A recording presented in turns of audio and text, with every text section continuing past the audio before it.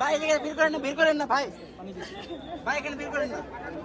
একজন মহিলা যে ইয়া করে একদম তাদের তারে ধরি, আপনি একটু ধরেন তারে একটু ধরে একটু বসে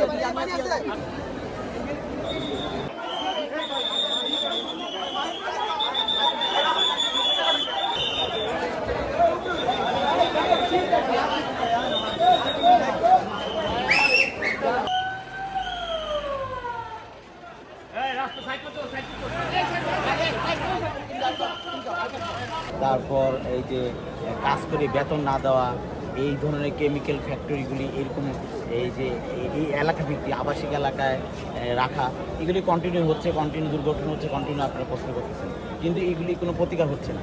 প্রতিকার হওয়ার জন্য কী করণীয় আমার এটা করতে হবে, সরকারের উদ্যোগ নিতে হবে। এখন যেহেতু অন্তর্বর্তীকালীন সরকার আছে, এতদিন নইলে স্বৈরাচারী সরকার ছিল, তাদের দিয়ে আমরা কাজ করাইতে পারিনি, দেশের মানুষ কোনো কিছু পায় নাই। যেহেতু অন্তর্বর্তীকালীন সরকার আছে, তাদেরকে যেহেতু আমরা এই ধরনের শিশু শ্রম, তারপর কেমিক্যাল ফ্যাক্টরিগুলি কোনো নিয়ম মাফিক ছাড়া, তারপর গত কয়েকদিন যাবতীয় শুনেছি নাকি এখানে বেতন না দেওয়ার কারণে বিভিন্ন আন্দোলন সংগ্রাম হচ্ছে। এই বিষয়গুলি আমাদের আসলে পর্যবেক্ষণ করতে হবে।